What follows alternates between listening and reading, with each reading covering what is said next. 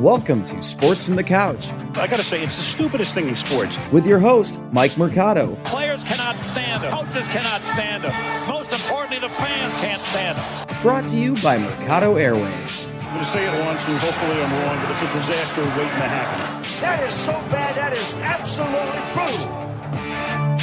Hello and welcome into Sports from the Couch here on Mercado Airwaves. I'm your host, Mike Mercado. I want to thank you so much for making us a part of your day. It is a beautiful Monday, October 12th, 2020, in the beautiful city of Chicago. And we have a special NBA Finals edition of the show today. But before we get to the results and our thoughts of the NBA season, the bubble, LeBron James, Anthony Davis's future, and so much more, let's take care of some housekeeping notes. You can follow me on Twitter at Mike M Media. I'm also on Instagram at Mike Mercado Media. The show's on Twitter at Couch Sports Talk.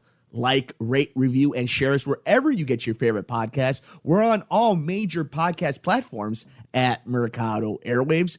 You could become a producer of the network, get our interviews ad-free and before anybody else with athletes and celebrities. Be entered to win prizes at patreon.com/Mercado Airwaves. We have swag, teespring.com/Mercado Airwaves.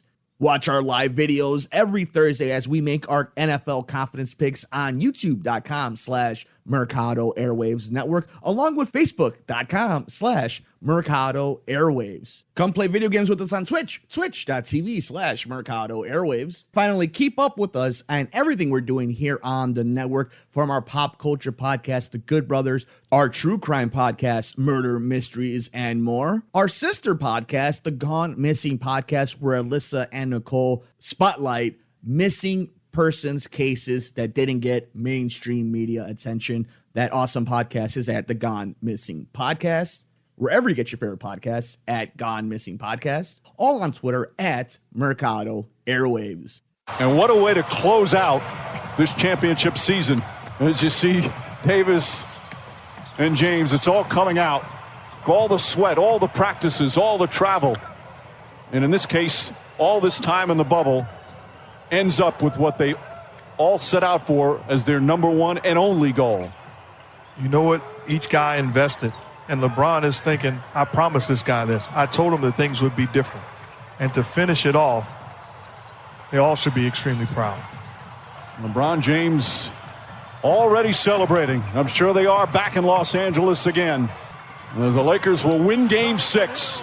And J.R. Smith already shirtless. Final seconds here in this NBA season.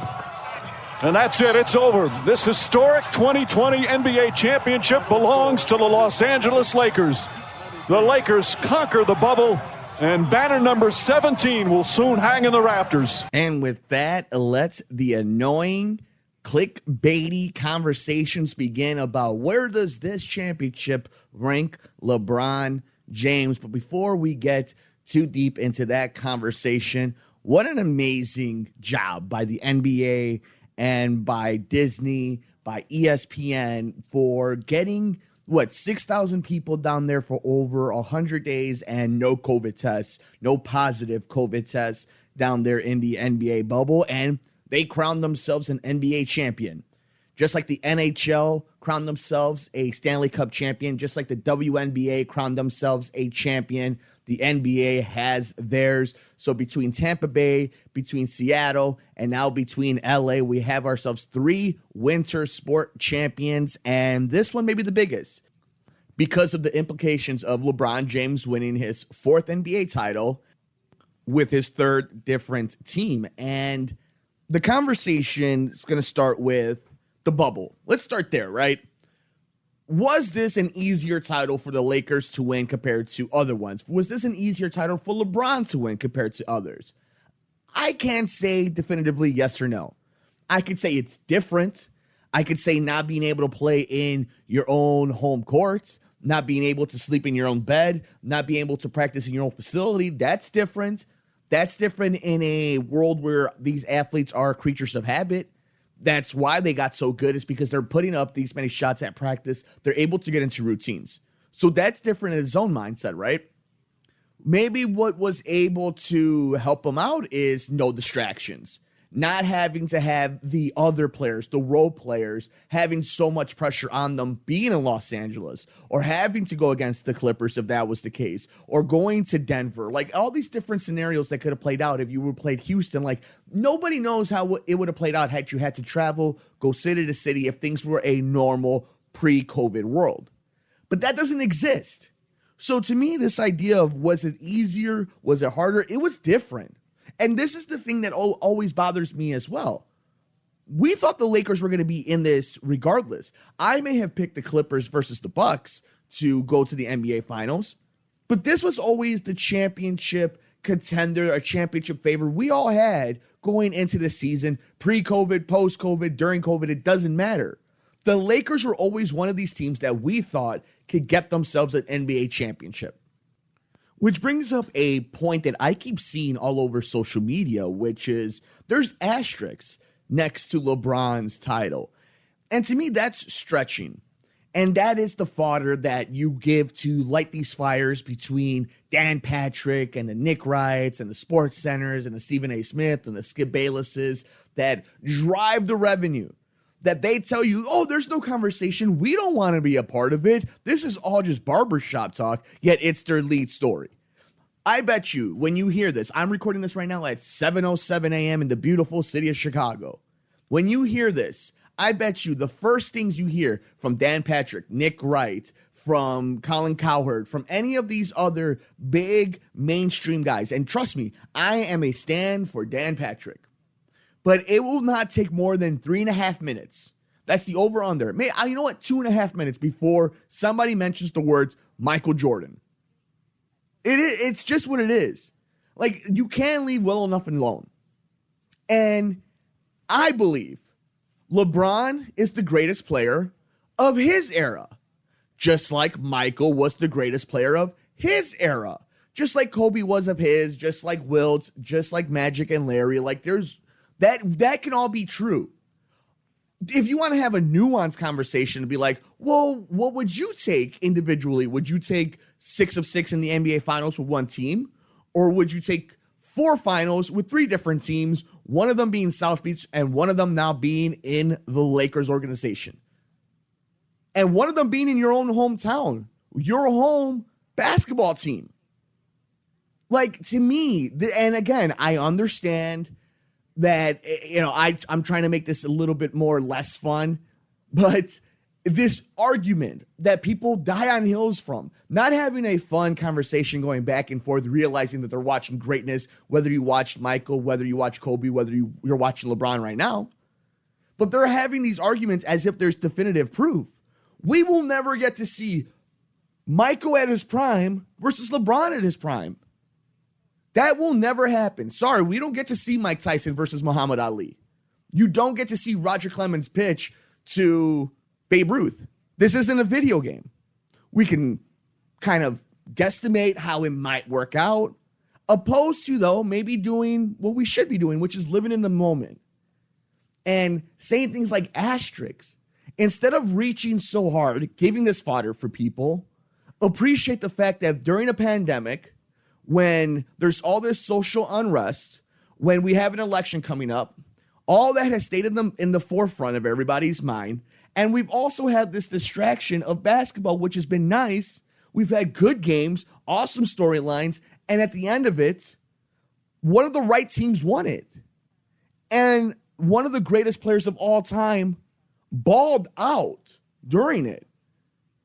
And it really just amazes me that instead of rooting for your team and admiring greatness, you root for your team, hate watch them, and then hate other players. Which brings me to my next thing that I wanted to get into, which was, why do people hate LeBron James? And I don't like using that word hate when it comes to athletes, because I don't think we should be putting these athletes, celebrities, into these pedestals. They have a great skill. They get paid very well for it, as long as they don't, you hope that they're just human. They're decent human beings in the world, right? That's all you can ask for. But why hate LeBron? We're talking about somebody who's done a lot of entrepreneurship. We're talking about somebody who's never gotten into trouble. especially when it comes to legal trouble, which is always the talking point for a lot of people when they talk about black athletes specifically. This is a guy who is literally a unicorn when it comes to being the best player on a sport where only 1% of the population's good at doing it, can play it. You know what I'm saying? Like to be the best of the best of the best, that's where he's at. We get to admire that he's doing these things outside of it. He's reaching a new generation. Everybody thought it was cute that Michael did Space Jam, but people are giving crap to LeBron for making Space Jam 2. Look, I'm all about the Monstars. You're not scared of them. Are you, Michael? Like, I could quote Space Jam all day, but I'm also 30. I also understand that there's 7-year-olds, 8-year-olds that love LeBron James and Steph Curry and some of these other players. But we want to crown people so fast. Like, I could tell you, as a Bulls fan, yeah, it sucked when LeBron James picked the Miami Heat. It sucked that Dwayne Wade picked the Miami Heat. It sucked that Chris Bosh picked the Miami Heat. It's like that team beat the Derrick Rose-led Bulls team that everybody thought was going to be a real contender pre-injury, right? Like, I understand the animosity, but to actually hate the man as a person, as an individual, seems weird to me. It seems like a stretch. It seems like you taking things a little too seriously sometimes, taking sports a little too seriously, and then also reaching a little bit. One of my criticisms towards LeBron, because this isn't just going to be a LeBron love fest. I mean, you got to congratulate the Lakers to the 17th championship in their organization. Dwight Howard gets a ring. Rajon Rondo gets a ring. One of the young Antetokounmpos gets a ring. I guess Kyle Kuzma gets a ring, whatever. Caruso gets a ring. Like, there's things I like about this, and we'll get to Anthony Davis in a little bit about getting his ring. But, there's a lot of things that you should congratulate them on. Is LeBron a little whiny? I think so. I think that does protest too much, if you ask me. Every time, and we saw just now in his celebration, now you get to talk your trash, my dude. You won the finals, you did it, you went through the grind, you survived the bubble. I'm not gonna hate on that. Talk your ish, my guy. But to me, it comes out very needy. It's like, I'm ready for my damn respect. It's like, who's not giving you your respect at this point? The people who ball heads, ball nerds, NBA historians, everybody knows where you belong in history. Everybody knows who you are. Everybody appreciates the game. The trolls are never going to stop. But what is that number? And mainstream media knows that they could bait you into something. They could bait you into a quote. And maybe you do too. LeBron is a very smart dude. So this all could be marketing. Totally. Like, I'm never going to take that out because you know how him and that whole firm are. And that's cool. Make your money. But to me, it comes off needy. It's that dude you see on social media who's always talking about how you can never find a girlfriend. It's like, yeah, it's because you want it too much. You talk about it too much. It's like people who love LeBron love him. People who think he's overrated think he's overrated. Like, these things will never change. Even after this title, people are not going to love him more. Now, all of a sudden, the people who think MJ is the greatest NBA player of all time, they're not now all of a sudden going to say LeBron is. That's not how this works. So I think I understand. To me, that's my one criticism. The only criticism I have of him. Can't criticize the game. Can't criticize the entrepreneurship. Can't criticize the family man. Like, dude's a unicorn. But I wish he didn't want it so bad to be liked, to be beloved. Because we saw when he played the heel, he really couldn't do it. He just wants to be loved. And a lot of that comes in. He's one of the rare guys who embraced the hype and overachieved it and became literally what everybody thought he was. He outshined the hype. So I get it, and embraced it. So I get it. Like, at some point you invited it a little bit, but I don't think this conversation of people hating LeBron, it's so weird. It's so weird to me. Beyond trolls, like, who of a right sounding mind is doing that? And lastly, on LeBron, before we move on to AD and what that means locally for Chicago, I mean, again, 4th championship, 3rd team, and he was the man. I mean, he's 35 years old, probably more like 37. We saw that video of Jimmy Butler walking off after playing 46 minutes. By the way, Jimmy Butler, became a superstar.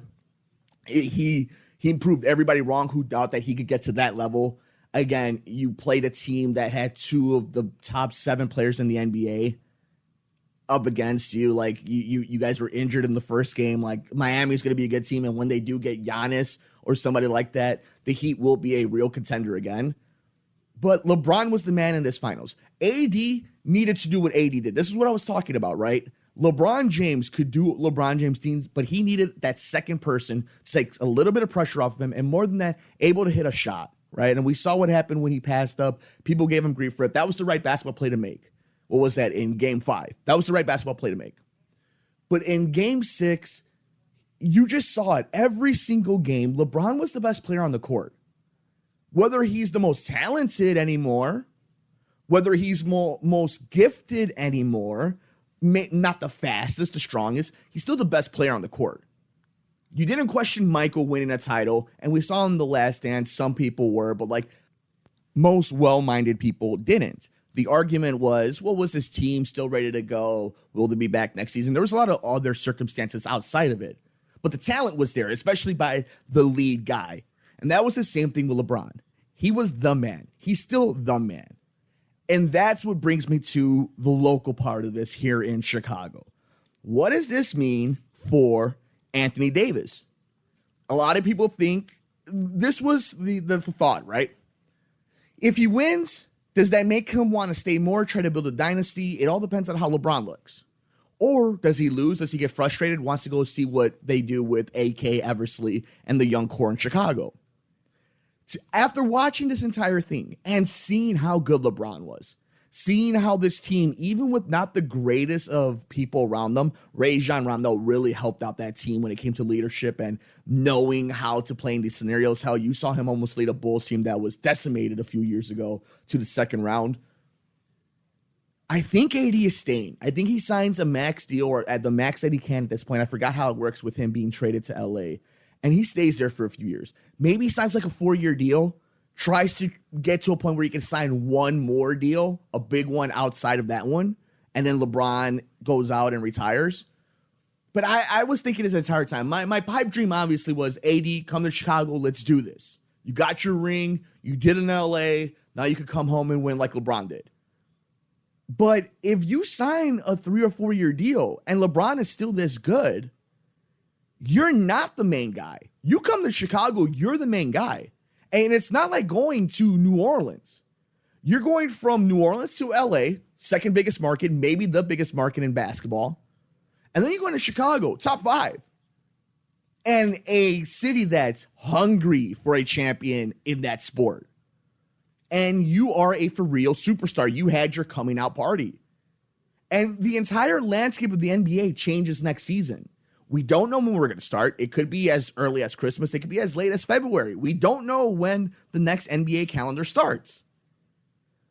So you don't know what your team is going to look. And if you're the Lakers, you're going to have to spend all this money. You know that you have a window with LeBron. What are you going to do to build around AD at that point? I mean, does AD see that once LeBron is gone, they're going to just try to hold off for a few years and try to squeeze as much they can from AD? I mean, if you were him, put yourself in Anthony Davis's shoes. You could come to Chicago, sign a big deal. You've already won your championship. Or you could stay in Los Angeles, play for the Lakers, play alongside the greatest player of his era in LeBron James, and try to win multiple titles. And still maybe young enough, and if your legs are still under you, to sign one more deal then with a team like Chicago, if they were in a position to do something like that. That seems more like an old regime to get a player past their prime. But that is the question that organization, that Anthony Davis and his team are going to have to think about. And what do you do? Do you sign and trade if you're the Lakers? If you're LeBron James, do you sign off on anything like that? How much pull does he have towards AD? How much pull does he have in the front office? These are all things that are going to go into play when it comes to this offseason. It's not the dominoes falling from the Lakers winning the NBA Finals affects the entire NBA. You know, now you're at a point too, and I don't want to get too detoured by them because they don't deserve the space. But if you're the Clippers and you see this happen, you have to be worried. You fired your coach. Your team looked like crap. You're not sure what's going on with the chemistry. The team that shares the building with you, the literal gold standard of the sport, just wins another NBA title. They have the greatest player of his era playing, still looking great. They got Anthony Davis, a top 5 player. They look like they're not going anywhere. And you have the Dodgers, who are still trying to win a World Series. And if the Dodgers win a pandemic World Series, the spotlight on that Clippers team is crazy, especially thinking of even the damn Rams have been to a Super Bowl recently. And the Chargers have a young quarterback. They have all the pressure. So LA is feeling really good about themselves. Now, how good will they feel if Anthony Davis really and truly starts thinking about coming to the west side of Chicago, calls United Center home, plays in the Eastern Conference? I would love to think that all of that entices him. I definitely think it's a really good position for the Bulls to be in. I don't think it hurts, and I don't think him winning a title hurts. I just think what really hurt any team's ideas or their brainstorming how to try to get Anthony Davis to their team is how good LeBron James looks. And that is why the LA Lakers are now celebrating their 17th NBA title in franchise history. LeBron James winning his 4th, winning the NBA Finals MVP. And it was a hell of a season. Got to give a shout out again to the NBA. The bubble works, guys. I mean, I know we're seeing it in the NFL. It's crazy. We don't know when games are going to happen. They're getting rescheduled. People are going on buys. It's tough. And everything that's going on with the election, everything that's going on with the holiday season coming on, people are working, people are not working. It's tough. And this is one of the distractions that we are able to hang our hats on and to enjoy. But it only works when everybody is on the same page and everybody's on the same team, pulling the rope, trying to go to the same goal in mind. And that's what they did in the NBA. That's what they did in the NHL, and that's what they did in the WNBA. The MLB is now in their bubble. Hopefully it works out and we get to see a World Series champion crowned. Hopefully we get to see a Super Bowl 55.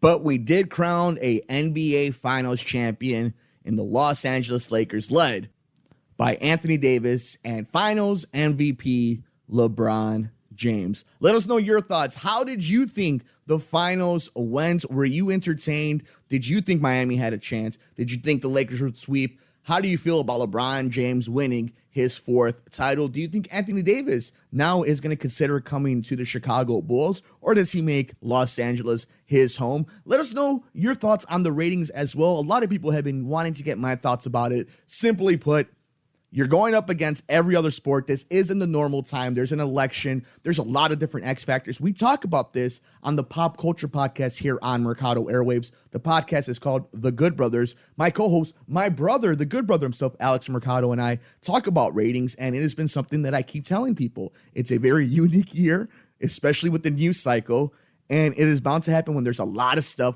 vying for your eyeballs. But with all that, I bet you will find out that Sunday's ratings were really great for the NBA Finals. And with the availability of ESPN Plus and all these other streaming sites, these numbers are really hard to tell, but you could just feel the vibe, feel the energy. Go on Twitter, go on social media. You can see that people were all about the NBA Finals in a season in which we lost Kobe Bryant, in a year when we lost Kobe Bryant and his daughter, in a year of a pandemic, social unrest, political unrest. The NBA found a way, though, to crown a champion despite ratings, despite arguments, despite barbershop talk. LeBron James, Anthony Davis, the LA Lakers are your NBA champions. Let us know your thoughts. I'm on Twitter at Mike M Media, Instagram, Mike Mercado Media, and the show's on Twitter at Couch Sports Talk. Finally, before we head out, we did mention that this was just going to be an NBA Finals edition of the show. Normally on Mondays, we talk about the week that was in the NFL and all the craziness. But with everything going on with COVID and the rescheduling, the postponements, and of course that horrible injury that happened with Dak. We'll be talking a lot about more the outside stuff, the news, the notes, along with making our picks for week 6 in the NFL season on the Thursday edition of Sports from the Couch that you can watch the video on youtube.com/Mercado Airwaves Network and on Facebook at Mercado Airwaves. But I just wanted to give some, a passing thought just about the Dak thing. I saw a lot of people hating on the man because he didn't sign the contract. He should have signed the contract. He was spoiled. $100 million is for a lot of money for a lot of people, which it is. I understand it. But I thought we lived in the United States. I thought a lot of people's arguments about these athletes that should just shut up and dribble, just shut up and play, was to make your money and do this. This is a capitalistic society. He thought he was worth more money. He probably is such a revenue generator for that organization that he could get paid a pretty penny. And he gambled on himself and he got injured. I respect the man for believing in himself. And it sucks that it had to go down that way because he was winning on that bet. He was crushing the game, and that team is going to suffer without him. Even though they won, Andy Dalton, a pro quarterback, will help them win some games. They're going to suffer without having one of the best quarterbacks in the league. And hopefully he has a speedy recovery. In the same week that we saw Alex Smith come back from a horrible injury a few years back, we lose Dak Prescott to injury. But hopefully the man gets back healthy and the man can get paid. But that'll do it for us on this edition of Sports from the Couch here on Mercado Airwaves. Thank you so much for making us a part of your day. Don't forget, you can follow us all over social media. You can follow me on Twitter at Mike M Media. I'm also on Instagram at Mike Mercado Media. The show's on Twitter at Couch Sports Talk. Like, rate, review, and share us wherever you get your favorite podcast. We're on all major podcast platforms at Mercado Airwaves. You could become a producer of the network, get our interviews ad-free and before anybody else with athletes and celebrities. Be entered to win prizes at patreon.com/Mercado Airwaves. We have swag, teespring.com/Mercado Airwaves. Watch our live videos every Thursday as we make our NFL confidence picks on youtube.com/Mercado Airwaves Network, along with facebook.com/Mercado Airwaves. Come play video games with us on Twitch, twitch.tv/Mercado Airwaves. Finally, keep up with us and everything we're doing here on the network, from our pop culture podcast, The Good Brothers, our true crime podcast, Murder, Mysteries, and More, our sister podcast, The Gone Missing Podcast, where Alyssa and Nicole spotlight missing persons cases that didn't get mainstream media attention. That awesome podcast is at The Gone Missing Podcast, wherever you get your favorite podcasts, at Gone Missing Podcast, all on Twitter at Mercado Airwaves. Enjoy the rest of your week. Enjoy all the games. Please take care of yourself. Take care of each other. We will see you next time here on Sports from the Couch on Mercado Airwaves. I've been your host, Mike Mercado.